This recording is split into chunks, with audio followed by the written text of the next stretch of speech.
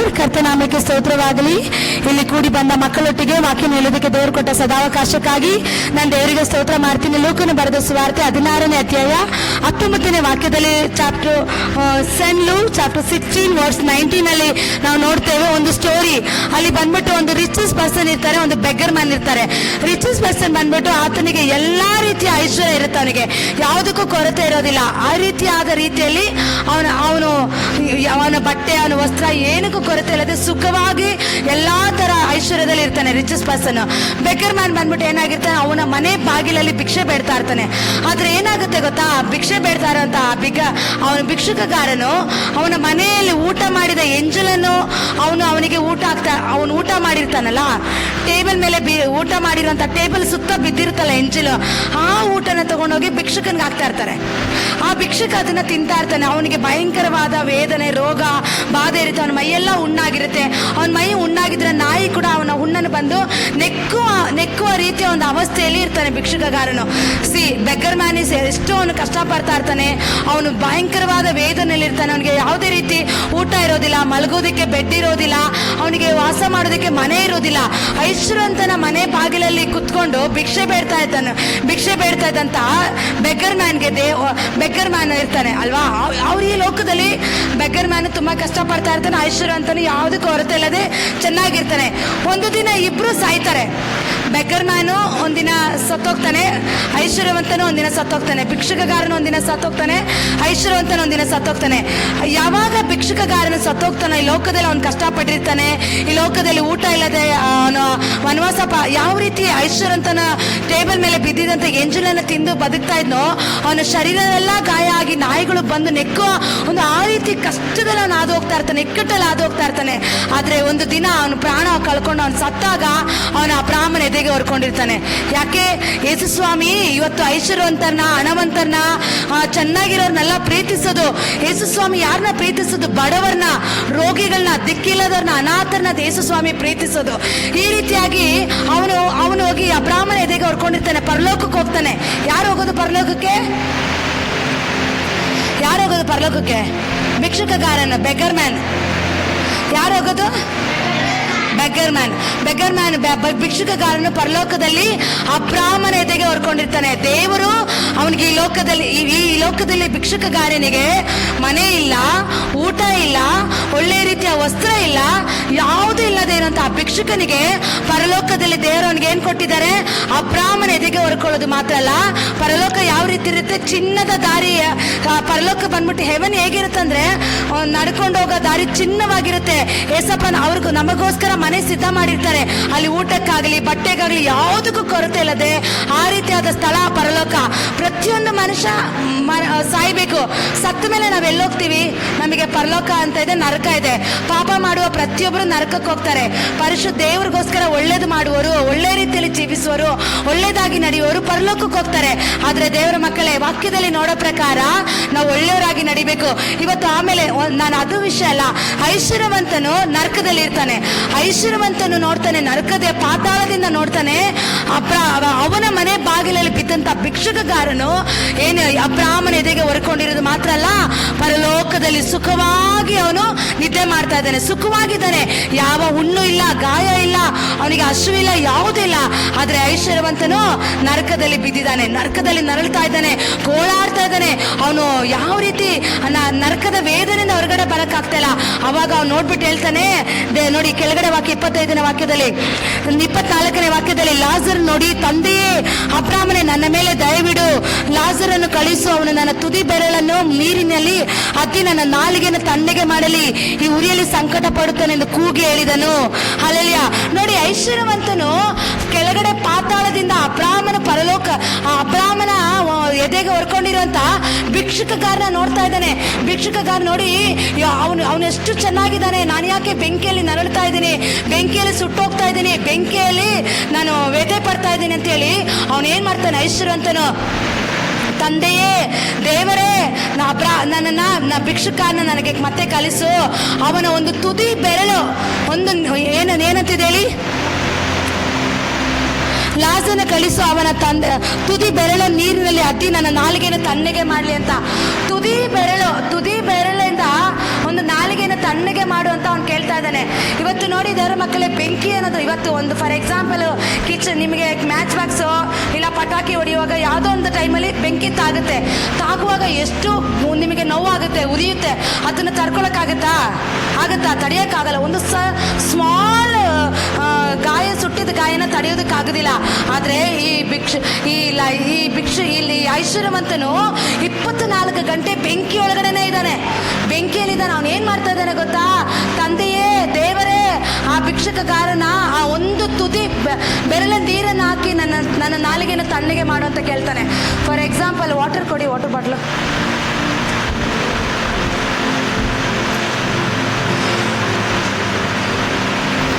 ನೋಡಿ,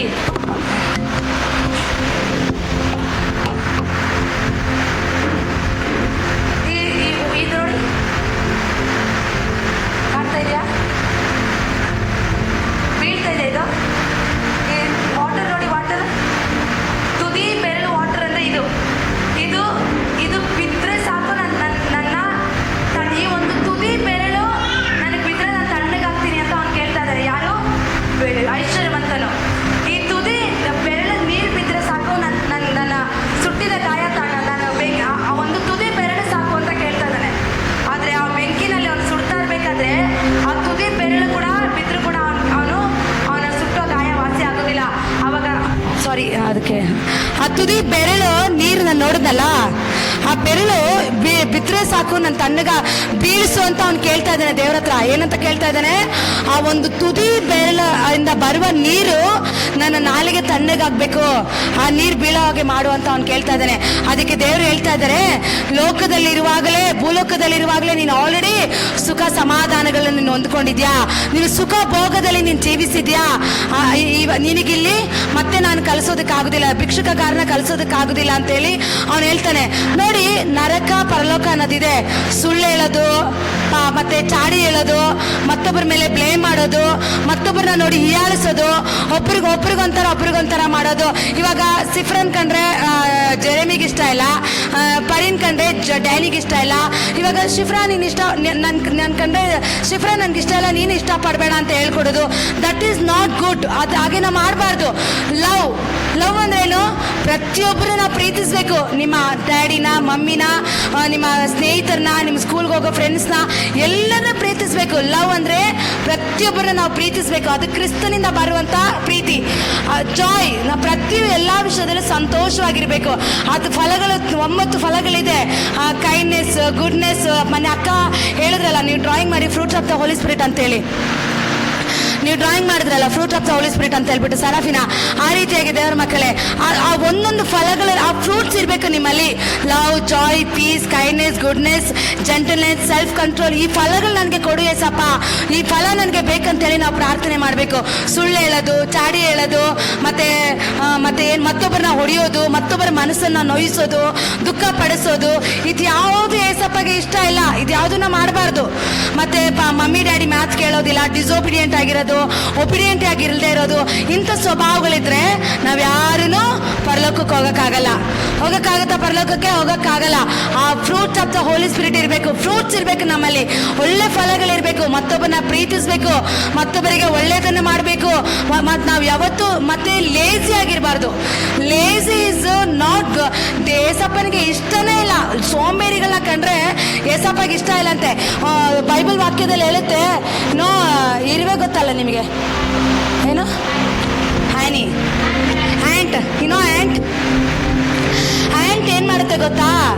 ಅದಕ್ಕೆ ಊಟ ಬೇಕಾದ್ರೆ ಪ್ರತಿ ಸಾರಿ ಅದಕ್ಕೆ ಬೇಕಾದ ಆಹಾರವನ್ನು ತಂದು ಅದು ಶೇಖರಿಸಿಡುತ್ತೆ. ಅದು ಪ್ರತಿ ಸಾರಿ ಅದಕ್ಕೆ ಅದು ಒಂದು ಸೀಸನ್ಗೆ ಮಾತ್ರ ಅದಕ್ಕೆ ಆಹಾರ ಸಿಗೋದು. ಎಲ್ಲಾ ಟೈಮ್ ಅದಕ್ಕೆ ಆಹಾರ ಸಿಗೋದಿಲ್ಲ. ಅದೇನ್ ಮಾಡುತ್ತೆ, ತನಗೆ ಬೇಕಾದ ಆಹಾರವನ್ನು ಅದು ಶೇಖರಣೆ ಮಾಡಿ ಇಡುತ್ತೆ. ಅದು ಸೋಂಬೇರಿ ಆಗಿರೋದಿಲ್ಲ. ಎವ್ರಿ ಟೈಮ್ ಅದು ವರ್ಕ್ ಮಾಡ್ತಾ ಇರುತ್ತೆ. ಅದಕ್ಕೆ ಇರುವೆನ ನೋಡಿ ನೀನು ಬುದ್ಧಿ ಕಲಿ ಅಂತ ದೇವ್ರ ವಾಕ್ಯ ಹೇಳುತ್ತೆ. ಮತ್ತೆ ಯಾವಾಗೂ ಲೇಜಿ ಆಗಿರೋದು, ಒಂಥರ ಏನೋ ಟಯರ್ಡ್ ಆಗಿರೋದು, ಹೇಳಿದ ಮಾತು ಕೇಳಲ್ಲ, ಇದು ಯಾವುದು ನಮ್ಮಲ್ಲಿ ಇರಬಾರ್ದು. ಲೇಜಿನೆಸ್ ಬಂದ್ಬಿಟ್ಟು ಅದು ಏಸಪ್ಪಂಗೆ ಇಷ್ಟ ಇಲ್ಲ. ಲೇಜಿ ಆಗಿರೋನ ಜೀಸಸ್ ಉಪಯೋಗನೇ ಮಾಡಲ್ಲ. Is not use laziness. Lazy ಆಗಿರೋನ ನಾಟ್ ಯೂಸ್. ಏಸಪ್ಪ ಯೂಸ್ ಮಾಡೋದಿಲ್ಲ ಅವ್ರನ್ನ. ಯಾವಾಗೂ ಆಕ್ಟಿವ್ ಆಗಿರ್ಬೇಕು, ಬೋಲ್ಡ್ ಆಗಿರ್ಬೇಕು, ಛಲವಾಗಿರ್ಬೇಕು. ಪ್ರತಿಯೊಂದು ವಿಷಯದಲ್ಲ ಕೆಲಸ ನಾನು ಮಾಡ್ತೀನಿ, ನನ್ನ ಕೈಲಾಗುತ್ತೆ, ನಾನು ಓದ್ತೀನಿ, ನಾನು ಬರೀತೀನಿ, ನನ್ನ ಕೈಲ ಐ ಕ್ಯಾನ್ ಡೂ. ಮನುಷ್ಯನಲ್ಲಿ ಆಗದೆ ಇರೋಂಥ ವಿಷಯ ಯಾವುದೂ ಇಲ್ಲ. ಮನಸ್ಸಿದ್ರೆ ಮಾರ್ಗ. ಫಾರ್ ಎಕ್ಸಾಂಪಲ್, ನಾನು ಡ್ರಮ್ ಕಲಿಬೇಕಂದ್ರೆ ನಾನು ಕಲಿತೀನಿ ಅನ್ನೋ ಒಂದು ಛಲ ಇರಬೇಕು. ನಾನು ಈ ವರ್ಷ ಎಕ್ಸಾಮಲ್ಲಿ ಪಾಸ್ ಆಗ್ತೀನಿ ಅಂದ್ರೆ ನಿನಗೆ ಮನಸ್ಸಿದ್ರೆ ಆಗುತ್ತೆ. ಮನಸ್ಸಿಲ್ಲ ಅಂದ್ರೆ ಏನೂ ಆಗಲ್ಲ. ಏನಾಗ್ತಿದೆ ಗೊತ್ತಾ? ಸೈತಾನ್ ಏನ್ ಮಾಡ್ತಾ ಇದ್ದಾನೆ, ಇವತ್ತು ಚೆನ್ನಾಗಿ ಓದಬಾರ್ದು, ಒಳ್ಳೆ ಎಜುಕೇಶನ್ ಮಾಡಬಾರ್ದು, ಫ್ಯೂಚರ್ ಚೆನ್ನಾಗಿರಬಾರ್ದು, ಈ ರೀತಿಯಾಗಿ ನಮ್ಮನ್ನ ಮೈಂಡನ್ನು ಡಿಸ್ಟ್ರಾಕ್ಟ್ ಮಾಡಿ ಲೋಕದ ಕಾರ್ಯಗಳಲ್ಲಿ ತೆಗೆದುಕೊಂಡು ಹೋಗಿ ಮೊಬೈಲ್ ನೋಡೋದು. ನಾನು ಮನೇನೆ ಹೇಳಿದೆ, ಮೊಬೈಲ್ ನೋಡ್ತೀರಾ, ಗೇಮ್ ಆಡೋದು, ಇದೆಲ್ಲ ಬಂದ್ಬಿಟ್ಟು ಇದು ಒಳ್ಳೇದಲ್ಲ, ನಿಮ್ಮ ಲೈಫ್ನ ಸ್ಪಾಯ್ಲ್ ಮಾಡುತ್ತೆ ಅಂತ ಹೇಳಿದೆ. ಅದರಲ್ಲಿ ಟೈಮ್ ಸ್ಪೆಂಡ್ ಮಾಡಬಾರ್ದು. ನಾವು ನಿಮ್ಮನ್ನ ಟಚ್ ಮಾಡಬೇಕು. ದೇವ್ರಂದ್ರೆ ನೀವು ಡೆವಿಲ್ಗೆ ನಾವು ಚಾನ್ಸ್ ಕೊಡಬಾರ್ದು. ಡೆವಿಲ್ ಏನು ಮಾಡೋದು, ಹೋಗು ಟೇಕ್ ಮೊಬೈಲ್ ತಗೋ, ಮೊಬೈಲ್ ನೋಡು, ಗೇಮ್ ಆಡು, ಯಾವಾಗೂ ಮೊಬೈಲಲ್ಲಿ ಇರು ಅಂತ ಹೇಳಿ ಸೈತಾನ್ ನಮ್ಮ ಮೈಂಡ್ನ ಡಿಸ್ಟ್ರಾಕ್ಟ್ ಮಾಡ್ತಾನೆ. ಜೀಸಸ್ ಹೇಳ್ತಾರೆ, go son, you pray, you go worship, mummy ಡ್ಯಾಡಿಗೆ ಒಬಿಡಿಯಂಟ್ ಆಗಿರು, ಫ್ರೂಟ್ಸ್ ಅಪ್ನ ಕೇಳು, ಒಳ್ಳೆ ಕೆಲಸ ಮಾಡು, ಆಕ್ಟಿವ್ ಆಗಿರು, ಎಲ್ಲದರಲ್ಲೂ ಛಲವಾಗಿರು ಅಂತ ಹೇಳಿ ಜೀಸಸ್ ನಮ್ಗೆ ಹೇಳ್ತಾ ಇರ್ತಾರೆ. ನಾವು ಯಾವಾಗೂ ಜೀಸಸ್ ಮಾತು ಕೇಳಬೇಕು, ಡೆವಿಲ್ ಮಾತು ಕೇಳಬಾರ್ದು. ಅರ್ಥ ಆಯ್ತಾ? ಡೆವಿಲ್ ಮಾತು ಕೇಳಬಾರ್ದು. ಜೀಸಸ್ ಮಾತಿಗೆ ಮಾತ್ರ ನಾವು ಶಬ್ದ ಕೊಡಬೇಕು. ಒಳ್ಳೇದನ್ನ ನಾವು ತಗೋಬೇಕು. ಇವತ್ತು ಮನಸ್ಸಿದ್ರೆ, ಇವಾಗ ನಿನ್ ಕೈಲಿ ಮಾಡೋಕ್ಕಾಗುತ್ತೆ ಅಂತ ಮನಸ್ಸಿದ್ರೆ ಖಂಡಿತ ಆಗುತ್ತೆ. ಮನಸ್ಸಿಲ್ಲ ಅಂದ್ರೆ ನಿನ್ ಕೈಲಿ ಏನು ಮಾಡೋಕ್ಕಾಗಲ್ಲ, ಏನು ಮಾಡೋಕ್ಕಾಗೋದೇ ಇಲ್ಲ. ಒಂಥರ ಏನೋ ಬಿಡು, ಮಾಡಿದ್ರೆ ಆಯ್ತು, ಆಯ್ತು ಬಿಡು ಅನ್ನೋದು. ಇವತ್ತು ನಿಮ್ಮ ಟೀಚರ್ ಹೇಳ್ತಾರೆ, ನೀನು ಹೋಮ್ವರ್ಕ್ ಮಾಡಲೇಬೇಕಾ, ಇಲ್ಲ ನಿನಗೆ ಪನಿಷ್ಮೆಂಟ್ ಕೊಡ್ತೀನಿ ಅಂದಾಗ ನೀವೇನು ಮಾಡ್ತೀರಾ? ಈ ರಾತ್ರಿ ಆಗಲೂ ನಿದ್ದೆ ಮಾಡದೆ ಹೋಮ್ವರ್ಕ್ ಮಾಡ್ಕೊಂಡು ಹೋಗ್ತೀರಲ್ಲ, ಅದೇ ಥರನೇ ಪ್ರತಿದಿನ ನೀವು ಮಾಡುವ ಕೆಲಸವನ್ನು ಕರೆಕ್ಟಾಗಿ ನೀಟಾಗಿ ಮಾಡಿದ್ರೆ ದೇವ್ರ ಕಾರ್ಯ ಮಾಡ್ತಾರೆ. ದೇವ್ರು ನಿಮ್ಮ ಸಂಗಡ ಇರ್ತಾರೆ. ಯಾವಾಗ ಮಕ್ಕಳೊಟ್ಟಿಗೆ ಏಸಪ್ಪ ಇರ್ತಾರಂತೆ. ಮಕ್ಕಳ ಮನಸ್ಸು ದೇವರಿಗೆ ಇಷ್ಟ.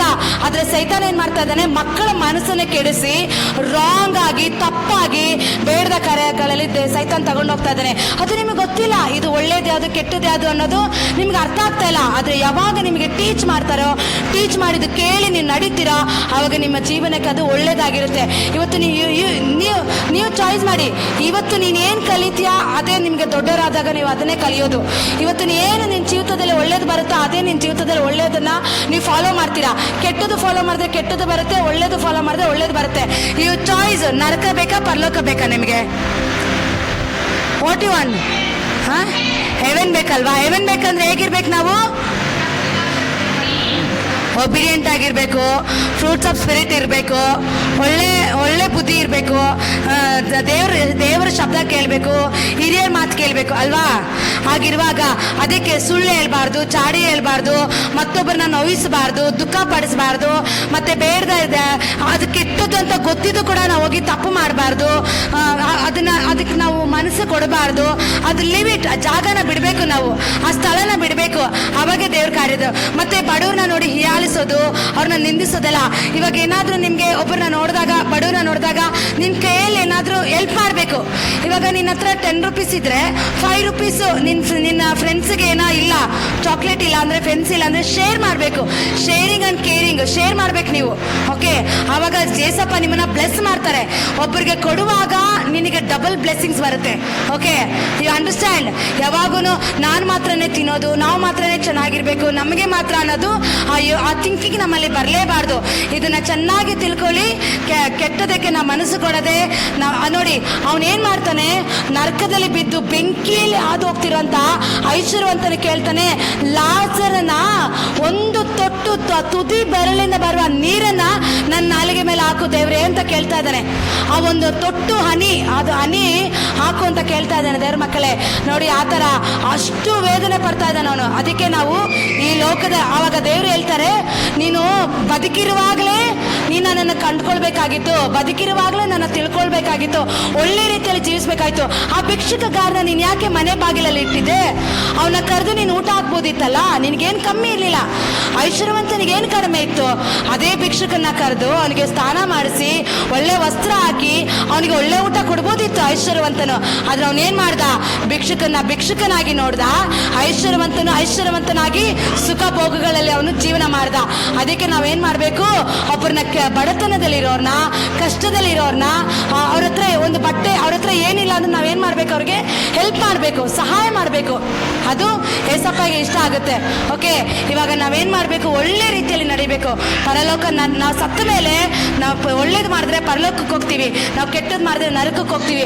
ಚಿಕ್ಕ ವಯಸ್ಸಲ್ಲಿ ನೀವೇನು ಕಲಿತಾ ಬರ್ತೀರೋ ಅದೇ ನಿಮಗೆ ದೊಡ್ಡವರಾಗುವಾಗಲೂ ಕೂಡ ಅದೇ ಸ್ವಭಾವದಲ್ಲೇ ನೀವು ಬೆಳಿತೀರಾ. ಕೆಟ್ಟ ಮಾರ್ಗದಲ್ಲಿ ನೀವು ಬೆಳೆದ್ರೆ ಕೆಟ್ಟ ಫಲಗಳೇ ನಿಮ್ಮಲ್ಲಿರುತ್ತೆ. ನಿಮಗೆ ದೇವ್ರದ್ದು ಒಳ್ಳೆ good of the Holy Spirit ಇರಬೇಕಾ, ಬ್ಯಾಡ್ ಸ್ಪಿರಿಟ್ ಇರಬೇಕಾ? ನಿಮ್ಮಲ್ಲಿ ಹೇಳಿ. Good of the Holy Spirit ಇರಬೇಕಲ್ವಾ, fruit of the Holy Spirit ಇರಬೇಕಲ್ವಾ? ಹಾಗಾದರೆ ನೀವೇನು ಮಾಡಬೇಕು? ಪ್ರತಿದಿನ ಯು ಪ್ರೇ, ಗಾಡ್ ನನಗೆ gift of the Holy Spirit ಕೊಡಿ, ಒಳ್ಳೆ ಮನಸ್ಸು ಕೊಡಿ, ಒಳ್ಳೆ ಬುದ್ಧಿ ಕೊಡಿ. ನಮ್ಮಲ್ಲಿ ಏನಾದರೂ ಕೆಲವು ಬ್ಯಾಡ್ ಹ್ಯಾಬಿಟ್ಸ್ ಇರುತ್ತೆ. ಇವಾಗ ನಮಗೆ ಚಾಡಿ ಹೇಳೋದು, ಇಲ್ಲ ಒಬ್ರನ್ನ ನೋಯಿಸೋದು, ಇಲ್ಲ ಒಬ್ರ ಬಗ್ಗೆ ತಪ್ಪಾಗಿ ಮಾತಾಡೋದು, ಇಲ್ಲ ಸುಳ್ಳು ಹೇಳೋದು, ಈ ರೀತಿ ಇರುವಾಗ ಅದನ್ನು ಕಂಟಿನ್ಯೂ ಮಾಡಬಾರ್ದು. ಯಾರಾದರೂ ಒಬ್ರು ಹೇಳಿದ್ರೆ ನೀನು ಮಾಡ್ತಾರೋ ತಪ್ಪು ಅಂದಾಗ ಆ ತಪ್ಪನ್ನ ನಾವೇನು ಮಾಡಬೇಕು? ಕರೆಕ್ಷನ್ ಮಾಡ್ಕೊಳ್ಬೇಕು. ಏನು ಮಾಡ್ಬೇಕು? ಅದನ್ನ ಕರೆಕ್ಷನ್ ಮಾಡಬೇಕು. ಕರೆಕ್ಷನ್ ಮಾಡ್ಕೊಳ್ಳೋದು ಹೇಗೆ ಹೇಳಿದಾಗ, ಇವಾಗ ಸಮ್ ಟೈಮ್ ನಾವು ಬಿಡಬೇಕಂತ ಅನ್ಕೊಳ್ತೀರಿ, ಬಿಡೋಕ್ಕಾಗಲ್ಲ. ಆವಾಗ you go pray, as God will help you. ದೇವ್ರು ನಿನಗೆ ಸಹಾಯ ಮಾಡ್ತಾರೆ, ದೇವ್ರು ನಿನ್ನ ಜೊತೆ ಸಪೋರ್ಟ್ ಆಗಿ ಆ ಸ್ವಭಾವನ ತೆಗೆದಾಕ್ತಾರೆ. ಇವಾಗ you call every day, you pray, you call Holy Spirit. ನೀವು ಪರಿಶುದ್ಧಾತ್ಮನ ಕರಿಬೇಕು. Holy Spirit, you come to Holy Spirit, come to lead you Holy Spirit. You ನನಗೆ ಟೀಚ್ ಮಾಡಿ, ನನಗೆ ಗೈಡ್ ಮಾಡಿ, ನನಗೆ ಹೇಳ್ಕೊಡಿ ಅಂತ ಯಾವಾಗ ನೀವು ಪರಿಶುದ್ಧಾತ್ಮನ ಕರಿತೀರಾ, ಹೋಲಿ ಸ್ಪಿರಿಟ್ ನಿಮಗೆ ನಿಮ್ಮ ಒಳಗಡೆ ಒಂದೊಂದು ಒಳ್ಳೊಳ್ಳೆ ಫಲಗಳನ್ನ ಹಾಕ್ತಾ ಇರ್ತಾರೆ, ಒಳ್ಳೇದನ್ನ ಹೇಳ್ಕೊಡ್ತಾರೆ. No, don't do that, don't do, ಇದನ್ನ ಮಾಡಬೇಡ ಅಂತ ಹೇಳ್ತಾ ಇರ್ತಾರೆ. ಇವಾಗ ಒಂದು ಫಾರ್ ಎಕ್ಸಾಂಪಲ್ ಸುಳ್ಳು ಹೇಳೋದು ಇರುತ್ತೆ, ಒಂದು ಹ್ಯಾಬಿಟ್ ಅನ್ಕೊಳ್ಳಿ. ಅವಾಗ ಏಸಪ್ಪ ಹೇಳ್ತಾರೆ, 1 ಟೈಮ್ ಹೇಳ್ತೀಯ, 2 ಟೈಮ್ ಹೇಳ್ತೀಯ, 3 ಟೈಮ್ಸ್ ಹೇಳ್ತೀಯ, 4 ಟೈಮ್ ಹೇಳ್ಬೇಡ, ಡೋಂಟ್ ಡೂ ದಟ್. ಇಲ್ಲ ಪೇರೆಂಟ್ಸ್ ಹೇಳ್ತಾರೆ, ಇಲ್ಲ ಯಾರೊಬ್ರೆ ಇದು ಹೇಳೋದು ಒಳ್ಳೇದಲ್ಲ ಅಂತ ಹೇಳಿದಾಗ ನಾವು ಹೋಗಿ ಪ್ರೇಯರ್ ಮಾಡ್ಬೇಕು. ಏಸಪ್ಪ, ನನ್ನ ಸುಳ್ಳು ಹೇಳೋ ಸ್ವಭಾವ ನನಗಿದೆ, ಇದನ್ನು ತೆಗೆದಾಕೆ ಏಸಪ್ಪ ನನ್ನಿಂದ. ಏಸಪ್ಪ, ನನ್ನಲ್ಲಿ ಚಾಡಿ ಹೇಳೋ ಮನಸ್ಸಿದೆ, ತೆಗೆದಾಕೆ ಏಸಪ್ಪ. ನನ್ನಲ್ಲಿ ಕೆಟ್ಟ ಮನಸ್ಸಿದೆ, ನನ್ನ ತೆಗೆದಾಕೆ ಏಸಪ್ಪ. ನಾನು ಒಂದು ಒಳ್ಳೆ ಪರ್ಸನ್ ಆಗಬೇಕು, ನಾನೊಂದು ಒಳ್ಳೆ ಹುಡುಗ ಆಗಬೇಕು, ಒಂದು ಒಳ್ಳೆ ಹುಡುಗಿ ಆಗ್ಬೇಕಂತೇಳಿ ಪ್ರೇಯರ್ ಮಾಡುವಾಗ ಖಂಡಿತ ಗಾಡ್ ವಿಲ್ ಬ್ಲೆಸ್ ಯು. ದೇವ್ರು ನಿಮ್ಮ ಮನಸ್ಸನ್ನು ಬದಲಾಯಿಸ್ತಾರೆ, ನಿಮ್ಮನ್ನು ಚೇಂಜ್ ಮಾಡ್ತಾರೆ, ದೇವ್ರು ನಿನ್ನ ಆಶೀರ್ವಾದ ಮಾಡ್ತಾರೆ. ಓಕೆ, ಅದಕ್ಕೆ ನಾವು ಯಾವಾಗಲೂ ಒಳ್ಳೆದನ್ನ ಕಲ್ತ್ಕೊಳ್ಬೇಕು. ನೋಡಿ, ಐಶ್ವರ್ಯವಂತನೇ ಅವನು ಇರೋ ಲೋಕದಲ್ಲಿ ಸುಖಗಳಲ್ಲಿ ಭೋಗದಲ್ಲಿ ಅವನು ಜೀವಿಸ್ದ. What use? ನೋ ಯೂಸ್ ಅಲ್ವಾ? ಈ ಲೋಕದಲ್ಲಿ ಎಲ್ಲ ಇತ್ತು ಅವನಿಗೆ, ಆದರೆ ಒಂದು ದಿನ ಅವನು ಎಲ್ಲೋದ? ನರಕಕ್ಕೆ ಹೋದ. ಆದರೆ ಅವನು ತನ್ನ ಸ್ವಂತ ಬಾಗಿಲಲ್ಲಿ ನಿಂತಂತ ಭಿಕ್ಷುಕನಿಗೆ ಅವನು ಒಳ್ಳೆ ಊಟ ಕೊಡಲಿಲ್ಲ, ಅವನಿಗೆ ಒಳ್ಳೆ ಬಟ್ಟೆ ಕೊಡಲಿಲ್ಲ, ಒಳ್ಳೆ ರೀತಿಯಲ್ಲಿ ಅವನು ಉಪಚರಿಸಲಿಲ್ಲ. ಆದರೆ ಏಸಪ್ಪ ಏನು ಮಾಡಿದ್ರು? ಆ ಭಿಕ್ಷುಕಗಾರನ, ತಳ್ಳಲ್ಪಟ್ಟ ಭಿಕ್ಷುಕಗಾರನ, ಈ ಲೋಕದಲ್ಲಿ ರೋಗದಲ್ಲಿ, ಕಷ್ಟದಲ್ಲಿ, ಬಾಧೆಯಲ್ಲಿ ಬಿದ್ದಿದಂಥ ಭಿಕ್ಷುಕನ, ಊಟ ಇಲ್ಲದಂಥ ಭಿಕ್ಷುಕನ ಪರಲೋಕದಲ್ಲಿ ಚಿನ್ನ ದಾರಿಯಲ್ಲಿ ಆ ಒಂದು ಸಿಂಹಾಸನದಲ್ಲಿ ಅಬ್ರಾಹ್ಮನ ಎದೆಗೆ ಒರಗಿಕೊಳ್ಳತಕ್ಕಂತೆ ಯಾವ ರೋಗ ಇಲ್ಲದೆ, ಯಾವ ಸಂಕಟ ಇಲ್ಲದೆ, ವೇದನೆ ಇಲ್ಲದೆ ಆ ಸ್ಥಳದಲ್ಲಿ ದೇವರು ಅವನಿಗೆ ಪರಲೋಕ ಸಿಂಹಾಸನ ಕೊಟ್ಟರು. ಅದೇ ಐಶ್ವರ್ಯವಂತನು ಏನಾದ? ಅವನು ನರಕದ ಒಳಗಡೆ ಹೋಗಿ ಬೆಂಕಿ ಒಳಗಡೆ ಅವನು ತೇಲಾಡ್ತಾ ಇದ್ದಾನೆ. ಅವನಲ್ಲಿ ಅಳ್ತಾ ಇದ್ದಾನೆ, ಅಯ್ಯೋ ಒಂದು ತುದಿ ಬೆರಳ ನೀರು ಬಿದ್ದರೆ ಸಾಕು, ನನ್ನ ನಾಲಿಗೆ ತಣ್ಣಗಾಗುತ್ತೆ ಅಂತೇಳಿ. ಆದರೆ ದೇವರು ಹೇಳ್ತಾ ಇದ್ದಾರೆ, ನೀನು ಲೋಕದಲ್ಲಿರುವಾಗಲೇ ನೀನು ಮಾನಸಾಂತರ ಹೊಂದಿದ್ರೆ ನಿನಗೆ ರಕ್ಷಣೆ ಉಂಟಾಗ್ತಾ ಇತ್ತು. ನೀನು ಲೋಕದಲ್ಲಿರುವಾಗ ನೀನು ಮಾನಸಾಂತರ ಹೊಂದಿಲ್ಲ. ನಿನ್ನ ಮನೆ ಬಾಗಿಲಲ್ಲಿದ್ದಂಥ ಭಿಕ್ಷುಕಗಾರನಿಗೆ ನೀನು ಒಳ್ಳೇದು ಮಾಡೋದಕ್ಕೆ ನೀನು ಮನಸ್ಸು ಮಾಡಲಿಲ್ಲ, ಅದಕ್ಕೆ ನೀನೀಗ ನರಕದಲ್ಲಿದೆ ಅಂತ ದೇವರು ಹೇಳ್ತಾ ಇದ್ದಾರೆ. ಯಾವಾಗಲೂ ನಾವು ಒಂದು ತಿಳ್ಕೊಳ್ಬೇಕು, ನಾವು ಒಳ್ಳೆಯರಾಗಬೇಕಂದ್ರೆ ನಾನು ಮರೋ ಜನ್ಮದಲ್ಲಿ ಒಳ್ಳೇದಾಗ್ತೀನಿ, ಇಲ್ಲ ನನ್ನ ವಯಸ್ಸಾದ್ಮೇಲೆ, ನನ್ನ ಜೀವನ ಮುಗಿದ ಮೇಲೆ ನಾನು ಒಳ್ಳೆಯವನಾಗಿ ನಡಿತೀನಲ್ಲ. ನಾವು ಇರುವಾಗಲೇ ದಿನ ದಿನ ದಿನ ನಾವು ಒಳ್ಳೆಯವರಾಗಿ ನಡೆಯೋದಕ್ಕೆ ನಾವು ಪ್ರಯತ್ನ ಪಡಬೇಕು, ಒಳ್ಳೆ ರೀತಿಯಲ್ಲಿ ಜೀವಿಸಬೇಕು, ಒಬ್ಬರಿಗೆ ಸಹಾಯ ಮಾಡಬೇಕು. ಬಡವರನ್ನ ನೋಡಿ ನಾವು ಇದು ಮಾಡಬಾರ್ದು. ಓಕೆ, ನೋಡಿ, ಓಕೆ ಅರ್ಥ ಆಯ್ತಾ? ದೇವ್ರು ಅರ್ಥ ಆಯ್ತಾ ನಿಮಗೆ? ಅದಕ್ಕೆ ನಾವು ಯಾವತ್ತೂ ಯಾರನ್ನೂ ಏನಾಯಿಸಬಾರ್ದು, ಮತ್ತೊಬ್ಬರಿಗೆ ನಾವು ಸಹಾಯ ಮಾಡಬೇಕು. ಮತ್ತೊಬ್ಬರನ್ನ ನೋಡಿದಾಗ ನಾವು ಏನಾದರೂ ಹೆಲ್ಪ್ ಮಾಡಬೇಕು. ಒಂದು ಚಿಕ್ಕ ಒಂದು ಸ್ಟೋರಿ ಕೇಳಿದೆ. ಆ ಸ್ಟೋರಿಯಲ್ಲಿ ಬಂದ್ಬಿಟ್ಟು ಅವ್ರ ಫಾದರ್ ಬಂದು ರಿಚ್ ಪರ್ಸನ್ ಅಂತೆ, ಒಳ್ಳೆ ಐಶ್ವರ್ಯವಂತ ಅಂತ ಒಂದು ತಂದೆ. ಅವ್ರ ಮಗ ಅವ್ರಿಗೆ ಚೆನ್ನಾಗಿ ಶೂವು ಬಟ್ಟೆ ಎಲ್ಲ ಕೊಟ್ಟು ಅವ್ರಿಗೆ ಚೆನ್ನಾಗಿ ಸಾಕಿ ಯಾವುದಕ್ಕೂ ಕೊರತೆ ಇಲ್ಲದೆ ಅವನ್ನ ಅವರಪ್ಪ ಬೆಳೆಸಿದ್ರು. ಆದರೆ ಅವ್ನ ಡೈಲಿ ಸ್ಕೂಲ್ಗೆ ಹೋಗುವಾಗ ಒಂದು ಚಿಕ್ಕ ಹುಡುಗ ದಾರಿಯಲ್ಲಿ ಬಟ್ಟೆ ಇಲ್ಲದೆ, ಚಪ್ಪಲಿ ಇಲ್ಲದೆ, ನೆಲದಲ್ಲಿ ಬಿದ್ದಿರುವಂತ ಊಟವನ್ನು ತೆಗೆದುಕೊಂಡು ತಿಂತಾ ಇದ್ದ. ಆದ್ರೆ ಐಶ್ವರ್ಯವಂತ ಮಗ ಏನ್ ಮಾಡ್ದ ಗೊತ್ತಾ, ಆ ಹುಡುಗನ ನೋಡ್ಬಿಟ್ಟು ಡೈಲಿ ಅವ್ರ ಫಾದರ್ ಹತ್ರ ಹೋಗಿ ಅವ್ನ ಹಣ ಕೇಳಲಿಲ್ಲ, ಅವ್ರ ಮದರ್ ಹತ್ರ ಹೋಗಿ ಕೇಳಿಲ್ಲ, ಅವ್ನು ಯಾರ ಹತ್ರ ದುಡ್ಡು ಕೇಳಿಲ್ಲ. ಅವ್ರ ಫಾದರ್ ಮದರ್ ಅವ್ನಿಗೆ ಪ್ಯಾಕೆಟ್ ಮನಿ ಅಂತ ಕೊಡ್ತಾ ಇದ್ರು. ಅವ್ರ ತಂದೆ ಅವ್ರ ಫಾದರ್ ಮದರ್ ಅವ್ನಿಗೆ ಪ್ಯಾಕೆಟ್ ಮನಿ ಅಂತ ಕೊಟ್ಟಿದ್ದ ಹಣವನ್ನು ತೆಗೆದುಕೊಂಡು ಅವನಿಗೆ ಒಳ್ಳೆ ಊಟವನ್ನು ಪಾರ್ಸಲ್ ಮಾಡಿಕೊಂಡು ಅವನಿಗೆ ಅಂತ ಅವ್ರೇನ್ ಮಾಡ್ದ, ಅವ್ರ ಫಾದರ್ ಹತ್ರ, ಡ್ಯಾಡಿ ನನ್ನ ಬರ್ಡೇ ಬರ್ತಾ ಇದೆ, ನನ್ನ ಬರ್ತ್ಡೇಗೆ 2 ಶೂ ಬೇಕು, ನನಗೆ 2 ಡ್ರೆಸ್ ಬೇಕಂತ ಹೇಳಿ ತಗೊಂಡ ಅವನು. ಆದ್ರೆ ಅವನೇನ್ ಮಾಡ್ದ, 2 ಡ್ರೆಸ್ 2 ಶೂನು ಕೂಡ ತಗೊಂಡು ಆ ರೋಡಲ್ಲಿ ಬಿದ್ದದಂತ ಒಂದು ಹುಡುಗ, ಆ ಭಿಕ್ಷುಕ ಏನು ಇಲ್ಲದೆ ಬಡತನದಲ್ಲಿ, ಕಷ್ಟದಲ್ಲಿ, ರೋಗದಲ್ಲಿ ಬಿದ್ದಂತ ಹುಡುಗನಿಗೆ ಅವನೇನ್ ಮಾಡ್ದ, ಅವನು ಬರ್ಡೇಗಂತ ತೆಗೆದುಕೊಂಡಿರುವಂತ 2 ಜೊತೆ ಡ್ರೆಸ್ಸು, 2 ಜೊತೆ ಶೂ, ಮತ್ತೆ ಅವ್ರ ಹತ್ರ ಅವನಿಗೆ ಅವ್ರ ಅಪ್ಪ ಅಮ್ಮ ಕೊಟ್ಟಿದಂತ ಆ ಪ್ಯಾಕೆಟ್ ಮನಿ ದುಡ್ಡು ಅವನೇನ್ ಮಾಡ್ದ, ಊಟವನ್ನು ಪರ್ಚೇಸ್ ಮಾಡಿ ಆ ಹುಡುಗನಿಗೆ ತಂದು ಕೊಡ್ತಾ ಇದ್ದಾನೆ. ನೋಡಿ, ಅವನಿಗೆ ಬೇಕಾದಷ್ಟು ಹಣ ಇದೆ, ದುಡ್ಡಿದೆ, ಬಟ್ಟೆ ಇದೆ. ಅವನದು 2 ಜೊತೆ ಬಟ್ಟೆ ಕೊಟ್ಟಿದ ತಕ್ಷಣ ಅವನಿಗಿರುವಂತ 2 ಶೂ ಕೊಟ್ಟಿದ ತಕ್ಷಣ ಅವನಿಗೇನು ಕಮ್ಮಿ ಆಗಿಲ್ಲ ಅಲ್ವಾ. ಆದ್ರೆ ಆ ಹುಡುಗ ಏನಾಯ್ತು, ಅವನ ಕಾಲು ಸುಡಬೇಕಾಗಿದ್ದ, ಅವನ ಕಾಲು ಇವತ್ತು ಒಳ್ಳೆ ಶೂ ಹಾಕೊಂಡ, ಒಳ್ಳೆ ಬಟ್ಟೆ ಹಾಕೊಂಡು, ಒಳ್ಳೆ ಊಟ ತಿಂದ. ಇವತ್ತು ಎಷ್ಟೋ ಮಕ್ಕಳು ಒಳ್ಳೆ ಆಹಾರ ಇಲ್ಲದೆ, ಒಳ್ಳೆ ಬಟ್ಟೆ ಇಲ್ಲದೆ ಲೋಕದಲ್ಲಿ ಎಷ್ಟೋ ಜನ ಇದ್ದಾರೆ. ಅಂಥವ್ರಿಗಾಗಿ ಯು ಪ್ರೇ. ನಿನ್ ಕೈಲಿ ಏನು ಸಹಾಯ ಮಾಡೋಕ್ಕಾಗಿಲ್ಲ ಅಂದ್ರೆ ಪ್ರೇ ಮಾಡಬೇಕು. ಓಕೆ, ಇದನ್ನ ನೀವು ಕಲ್ತ್ಕೊಳ್ಳಿ. ಇವಾಗ ಕಲ್ತ್ಕೊಳ್ಳುವ, ಯಾವಾಗ ನೀವು ಮತ್ತೊಬ್ಬರಿಗೆ ಉಪಕಾರ ಮಾಡ್ತೀರಾ ಆವಾಗ ಗಾಡ್ ವಿಲ್ ಬ್ಲೆಸ್ ಯು. ದೇವರು ನಿಮ್ಮನ್ನು ಆಶೀರ್ವಾದ ಮಾಡ್ತಾರೆ, ದೇವರು ನಿಮ್ಮನ್ನ ಬ್ಲೆಸ್ ಮಾಡ್ತಾರೆ. ನೀನೊಬ್ಬರಿಗೆ ಒಂದು ಬಟ್ಟೆ ಕೊಟ್ರೆ ದೇವ್ರು ನಿನಗೆ 2 ಬಟ್ಟೆ ಕೊಡ್ತಾರೆ. ನೀನು ಒಬ್ಬರಿಗೆ 1 ಶೂ ಕೊಟ್ರೆ ದೇವ್ರು ನಿನಗೆ 2 ಶೂ ಕೊಡ್ತಾರೆ. ಯಾವತ್ತು ಕೊಟ್ಟವರಿಗೆ ದೇವ್ರು ಯಾವತ್ತು ಏಸಪ್ಪ ಸಾಲಗಾರನಲ್ಲ. ಇದನ್ನ ನಾವು ಪ್ರತಿ ಸಾರಿ ಕಲಿಬೇಕು. ಏನೆಲ್ಲ ಕಲಿಬೇಕು ಹೇಳಿ? ಒಬ್ಬರಿಗೆ ನಾವು ಚಾಡಿ ಹೇಳ್ಬಾರ್ದು, ಸುಳ್ಳು ಹೇಳ್ಬಾರ್ದು, ಮತ್ತೊಬ್ಬರ ಮೇಲೆ ಕೈ ಇಟ್ಕೋಬಾರ್ದು, ಮತ್ತೊಬ್ಬರನ್ನ ದ್ವೇಷಿಸಬಾರ್ದು, ಒಬ್ರು ಕಂಡ್ರೆ ಒಬ್ರಿಗೆ ಆಗದೆ ಇರೋಂಥ ಕಾರ್ಯಗಳು ನಮ್ಮಲ್ಲಿ ಇರಬಾರ್ದು. ಒಬ್ರು ನೋಡಿದಾಗ ನಾವೇನ್ ಮಾಡ್ಬೇಕು, ಅವ್ರಿಗೆ ಹೆಲ್ಪ್ ಮಾಡ್ಬೇಕು. ಏನ್ ಮಾಡ್ಬೇಕು? ಹೀಗಿದ್ರೆ ಮಾತ್ರನೇ ನಾವು ಪರಲೋಕಕ್ಕೆ ಹೋಗೋದು. ಇದ್ರಲ್ಲಿರೋ ಯಾವ ಕ್ವಾಲಿಟೀಸ್ ಇಲ್ಲ ಅಂದ್ರೆ ನಾವು ಪರಲೋಕಕ್ಕೆ ಹೋಗೋಕ್ಕಾಗಲ್ಲ, ನಾವು ನರಕಕ್ಕೆ ಹೋಗ್ಬೇಕಾಗುತ್ತೆ. ಅದಕ್ಕೆ ದೇವರ ಮಕ್ಕಳೇ, ನಾವು ಒಳ್ಳೇದನ್ನ ಕಲಿಬೇಕು, ಒಳ್ಳೇದನ್ನ ತಿಳ್ಕೊಳ್ಳಿ. ಹಾಗೆ ನಾವು ರಿಚೆಸ್ಟ್ ಪರ್ಸನ್ ಆಗ್ಬೇಕಾ, ಬೆಗ್ಗರ್ ಮ್ಯಾನ್ ಆಗ್ಬೇಕಾ? ನೀವ್ ಹೇಳಿ. ಬೆಗ್ಗರ್ ಮ್ಯಾನ್ ತರ ಅಲ್ಲ, ಆದ್ರೂ ಬೆಗ್ಗರ್ ಮ್ಯಾನ್ ಆಗಿರ್ಬೇಕಂತಲ್ಲ. ಆದ್ರೆ ಬೆಗ್ಗರ್ಸ್ನ ನೋಡಿದಾಗ ನಾವು ಅವ್ರಿಗೆ ನಾವು ಹೆಲ್ಪ್ ಮಾಡ್ಬೇಕು. ಏನ್ ಮಾಡ್ಬೇಕು ನಾವು? ಇವಾಗ ದೇವರು, ನೀವು ಯಾರು ಬೆಗ್ಗರ್ ಮ್ಯಾನ್ ಅಲ್ಲ. ಇವತ್ತು ಬೆಗ್ಗಾರ್ ಆಗಿರೋದಕ್ಕೆ ದೇವ್ರು ನಿಮ್ಮನ್ನ ಇಟ್ಟಿಲ್ಲ, ಬ್ಲೆಸ್ ಮಾಡಿದ್ದಾರೆ.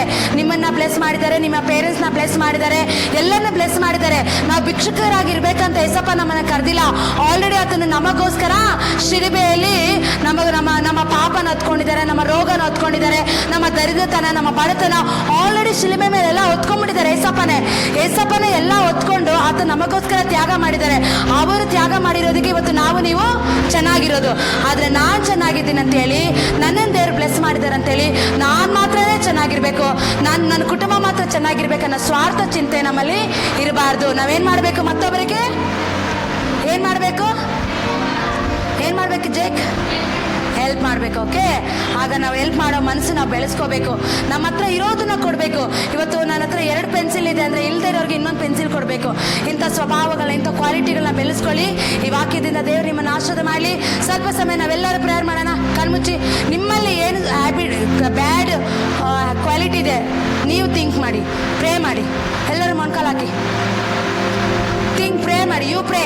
ಏಸಪ್ಪ, ನನ್ನಲ್ಲಿ ಇಂಥ ಒಂದು ಸ್ವಭಾವ ಇದೆ, ಅದನ್ನು ತೆಗೆದಾಕು. You pray.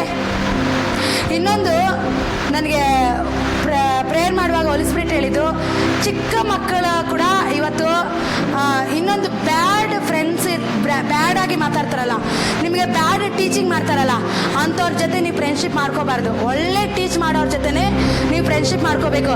ಇವಾಗ ಫಾರ್ ಎಕ್ಸಾಂಪಲ್, ಯಾರೋ ಒಂದು ಹುಡುಗ ನಿಮ್ಮ ಜೊತೆ ನಿಮ್ಮ ಗ್ರೂಪಲ್ಲಿ ಒಬ್ಬ ಹುಡುಗ ಇರ್ತಾನೆ ಅನ್ಕೊಳ್ಳಿ. ಅವನೇನಾದ್ರೂ ನಿಮಗೆ ಬ್ಯಾಡ್ ಆಗಿ ಟೀಚ್ ಮಾಡ್ತಾ ಇದ್ದಾನಂದ್ರೆ ನೀವು ಅವ್ರ ಜೊತೆ ಹೋಗಿ ಎಂಟರ್ಟೈನ್ ಮಾಡಬಾರ್ದು.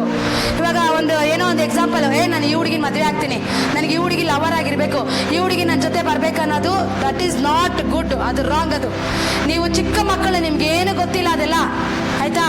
ನೀವು ಬೆಳೆದು ದೊಡ್ಡವರಾಗಿ ಟೀನೇಜ್ ಆಗಿ ಕೆಲಸ ಮಾಡಿದ್ಮೇಲೆ, ನಿಮಗೆ ಮದುವೆ ವಯಸ್ಸಾದ್ಮೇಲೆ ನಿಮ್ಮ ತಂದೆ ತಾಯಿಗಳು ನಿಮಗೆ ಮದುವೆ ಮಾಡ್ತಾರೆ. ಈ ಹುಡುಗಿ ಬೇಕು ನನಗೆ, ಈ ಕ್ಲಾಸ್ಮೇಟ್ ಆಗಿರೋ ಹುಡುಗಿ ಬೇಕು, ಆ ಕ್ಲಾಸ್ಮೇಟ್ ಅಲ್ಲಿ ಇರೋ ಹುಡುಗಿ ಬೇಕು ಅಂತ ಹೇಳಿ ಯಾರು ಚಾಯ್ಸ್ ಮಾಡ್ಕೊಳ್ಳೋದಲ್ಲ, ಅದು ಬಂದ್ಬಿಟ್ಟು ತಪ್ಪು ಮಾರ್ಗಕ್ಕೆ ನಮ್ಮನ್ನು ಕರ್ಕೊಂಡು ಹೋಗುತ್ತೆ. ನಿಮಗೆ ಯಾರಾದರೂ ಟೀಚ್ ಮಾಡಿದ್ರೆ ಅಂಥವ್ರ ಜೊತೆ ನೀವು ಬೆರಿಬಾರ್ದು. Say that is wrong, don't do that. ಆ ಗೇಮ್ ನಾನು ಆಡೋದಿಲ್ಲ ಅಂತ, ಅದು ನಾನು ಮಾತಾಡೋದಿಲ್ಲ ಅಂತ ಹೇಳ್ಬೇಕು ನೀವು. ಅವಾಗನೇ ಏಸಪ್ಪ ನಿಮ್ಮ ಜೊತೆ ಇರೋದು. ಯಾವಾಗ ನೀವು ಅವ್ರ ಜೊತೆ ಸೇರಿ ಮಾತಾಡ್ತೀರಾ, ಅಲ್ಲಿ ಡೆವಿಲ್ ಬರ್ತಾನೆ. ಡೆವಿಲ್ ಬಂದು ನಿಮ್ಮ ಮಧ್ಯದಲ್ಲಿ ಕ್ರಿಯೆ ಮಾಡ್ತಾನೆ. ಮಾತಾಡು, ನೀನು ಮಾಡಿ, ಇನ್ನೂ ಮಾಡು ಅಂತೇಳಿ. ನಿಮಗೆ ಗೊತ್ತಿಲ್ಲ, ನೀವು ಚಿಕ್ಕ ಮಕ್ಕಳು, ಒಳ್ಳೇದು ಕೆಟ್ಟದ್ದು ಗೊತ್ತಿಲ್ಲ, ಇದರಿಂದ ಹೊರಗಡೆ ಬರೋದು ಗೊತ್ತಿಲ್ಲ ನಿಮಗೆ. ಬೇರೆ ಅದನ್ನ ದೊಡ್ಡವರಾದ್ರೆ ಗೊತ್ತು ಅದು ಹೇಗೆ ಹೊರಗಡೆ ಬರೋದಂತ, ನಿಮಗೆ ಗೊತ್ತಿಲ್ಲ. ಆಗ ಅದರೊಳಗಡೆ ಸಿಕ್ಕಾಕೊಂಡಾಗ ಹೊರಗಡೆ ಬರೋದು ತುಂಬ ಕಷ್ಟ. ನಮ್ಮೊಳಗಡೆ ಏನಾಗುತ್ತೆ, ನೋವಾಗುತ್ತೆ, ಫೀಲಿಂಗ್ ಆಗುತ್ತೆ, ದುಃಖ ಆಗುತ್ತೆ, ವೇದನೆ ಆಗುತ್ತೆ. ಹೊರಗಡೆ ಪೇರೆಂಟ್ಸ್ ಕಲ್ಸಲ್ಲ, ಗೊತ್ತಾದ್ಮೇಲೆ ನಮ್ಮನ್ನ ಈ ರೀತಿ ಇರಿಟೇಟ್ ಆಗುತ್ತೆ ನಮಗೆ. ಅದಕ್ಕೆ ಅವಕಾಶ ಕೊಡದೆ ಪ್ರತಿ ಸಾರಿ ದೇವರ ಸನ್ನಿಧಾನದಲ್ಲಿ ಪ್ರಾರ್ಥನೆ ಮಾಡಿ ಒಳ್ಳೇದನ್ನ ಬೆಳೆಸ್ಕೊಳ್ಳಿ. ಒಳ್ಳೇದು ಓದಿ, ಚೆನ್ನಾಗಿ ಪ್ರೇಯರ್ ಮಾಡಿ, ಬೈಬಲ್ ಓದಿ, ವಾಕ್ಯ ಓದಿ, ಗೇಮ್ ಆಡಿ, ಆಟ ಆಡಿ, ಒಳ್ಳೇದನ್ನ ಬೆಳೆಸ್ಕೊಳ್ಳಿ. Don't use phone every time. Phone use ಮಾಡಬೇಡಿ, ಒಳ್ಳೇದಲ್ಲ. ಅದರಲ್ಲಿ ಕೆಟ್ಟದ್ದು ತುಂಬ ಇದೆ. ನಿಮ್ಮನ್ನ ಕೆಟ್ಟ ದಾರಿಗೆ ಕರ್ಕೊಂಡು ಹೋಗ್ಬಿಡುತ್ತೆ. ನಿಮ್ಗೆ ಗೊತ್ತಾಗಲ್ಲ ಯಾವುದು ಕೆಟ್ಟದ್ದು ಯಾವುದು ಒಳ್ಳೇದಂತೇಳಿ. ಇವತ್ತು ನಾನು ಮೊನ್ನೆ ಹೇಳ್ದಂಗೆ ನಮಗಿಂತ ಚೆನ್ನಾಗಿ ಚಿಕ್ಕ ಮಕ್ಕಳಿಗೆ ಎಲ್ಲ ಗೊತ್ತು, ನಮ್ಗೇನು ಗೊತ್ತಿಲ್ಲ. ಆದರೆ ಕಾಲ ಅಷ್ಟು ಕೆಟ್ಟದಾಗಿದೆ, ಟೆಕ್ನಾಲಜಿ ಅಷ್ಟು ದೊಡ್ಡದಾಗಿದೆ, ಅಷ್ಟು ಇಂಪ್ರೂವ್ ಆಗಿದೆ. ಅದಕ್ಕೆ ದೇವರ ಮಕ್ಕಳೇ